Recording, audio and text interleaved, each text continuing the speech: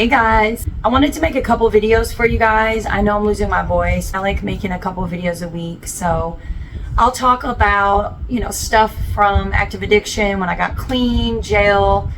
I'll cover all bases, and of course my life now, so you guys can get to know me for me. That's why my content is what it is. I'm telling my story, which is relatable, educating, helping people. And then my life now. Who am I? What am I doing with myself? What do I like to do? That kind of stuff. In this video, I wanted to share my story of how I ended it with my abusive ex, how it all went down, how I was able to get away. It was crazy, y'all. So we were both on the run. He got locked up first. I got locked up a few months later. And while we were locked up, somehow he found out that I was in jail. I guess because when he called me, he couldn't talk to me. I was still trying to be with him. I don't know why. And of course, all he did was accuse me of cheating on him the whole time. And then even in jail, he was accusing me of cheating on him. And it wasn't with the girls. He was saying like I had a jail boyfriend. I don't know, y'all. It was just craziness.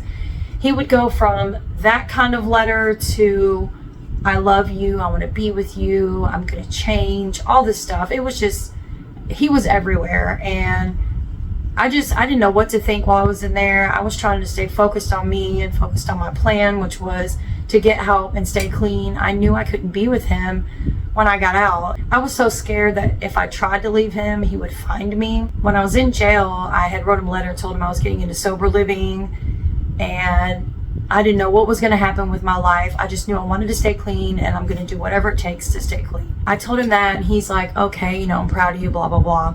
So when the time came and I got out and I went to sober living, I think he got out like not too long after, and I was so scared. I was telling my sponsor, I was so scared he was going to find me.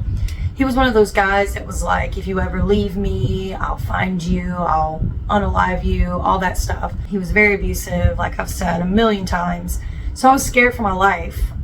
I even had told my sober living, the director, I told her the whole situation. My sponsor knew, the girls knew, like everyone had a heads up just in case it did happen. I was just so scared, y'all. I was writing him letters while he was still locked up and just telling him what I was doing and that I'm staying clean. I was trying to still be nice to him because he was locked up, and I didn't want to put that on him while he was locked up. That's the last thing I wanted to do, was hurt him more. Even though he was hurting me, two wrongs don't make a right. So I kept the peace while he was locked up. And when he found out, when he was getting released, the last letter that I wrote to him, I had made a rough draft, and I had my sponsor go over it with me because I didn't know what to say. I didn't know. I just wrote how I felt down, and she didn't tell me say that or don't say that. She just let me read it to her. She said, I'm proud of you for making the decision. You're doing the right thing. She said, you got to do what's best for you. And that's what I did. I sent him that letter, and he was okay with it. And I told him that we just needed to take time apart to work on ourselves and get ourselves straight, ourselves clean, and So when he got released, I don't remember how we got in contact. Maybe it was like Facebook or something. I don't remember how he called me. But he called me and FaceTimed me, I remember. And he's like, what are you doing? Who are you with? He had already relapsed and was accusing me of being with somebody. And I'm just like, wow, I can't do this. I can't handle this. Needless to say, I ended it, and that was the end of it. And yes, it hurt. I didn't relapse over it. Yes, I was hurt, but I worked through it with my sponsor, and everything worked out for the best. I'm glad I did what I did and stayed focused on me. Just didn't risk it. I couldn't risk it. It wasn't worth it. He didn't come find me, and everything worked out. Sometimes breaking up is the best thing to do in that situation. Sometimes you have to do what's best for you. We can't make excuses for people. We can only do what we can do for ourselves. And in a relationship like that, an abusive relationship, no one deserves that. I know there's two sides to every story. I wasn't, the nicest person in the world, but I never abused him, and I did not deserve to be abused, among other things that he did without my permission. It was just crazy. So yeah, I just wanted to share that story with you guys because, you know, if you're going through something like that and it's an abusive relationship, don't be afraid to walk away from it.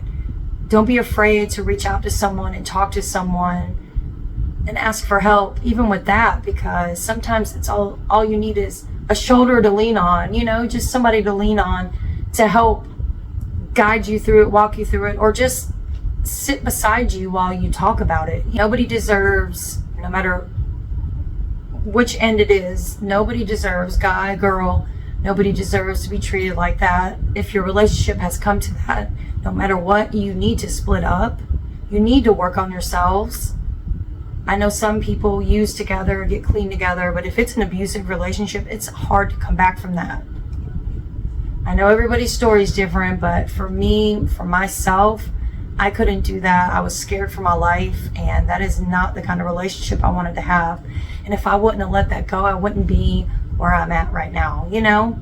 Speaking of, I was one of the girls that in sober living, the 13th stepper. So I didn't date a guy from sober living. I started talking to this guy that was at like our sober living meetings or whatever meetings. We had community meetings. He was there for community service.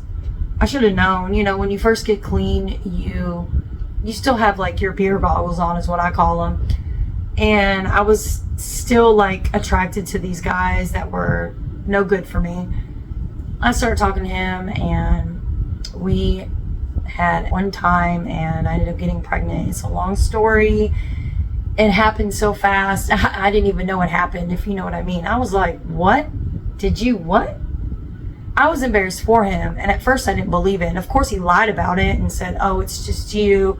No, y'all, a grown man lied to me about it. I was embarrassed for him. I was pregnant in sober living. Like that? What? That was embarrassing. I went to go see my family for the holidays on pass, and I had a miscarriage. I went to the emergency room in Tennessee. I had called the director of sober living and told them what happened. You know, they had me call my sponsor. My family was there for me. Everything worked out good. I got through it because I had support. But if I would have listened in the first place, I wouldn't have been in that situation. But I'm very hard-headed, okay? Very, very hard-headed. I learned all things the hard way. And I'm a procrastinator too, so at least in recovery, I get stuff done. It just takes me a while sometimes. And then I started dating my boyfriend while I was in sober living. I think it was already almost a year clean, but it was still in my first year, towards the end of the first year of being clean, which they tell you not to do that too. But I mean, it worked out. We've been together almost 7 years, so I'm not saying do it. I'm not saying don't do it. Do what's best for you. Just listen to what people are telling you, because they're telling you this stuff for a reason. We think we're picking better guys, but our judgment is still off because we haven't worked on ourselves yet. So we are still looking for the reflection of ourselves and not even realizing it. Or we're still looking for those bad boys that we looked for back in the day without even realizing it. And we're not even giving ourselves a chance, you know? And then that could also cause you to relapse, and you don't want to do that either. So just listen to what people are telling you, okay? Don't do what I did.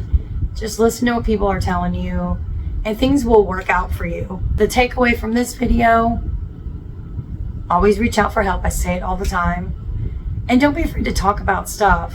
Just talk about it, release it, let it out. You'll feel so much better just to talk to somebody about it. No matter what it is, don't be embarrassed. Find somebody like you. Find another addict, recovering addict. Find somebody that's been through it. Talk to them about it.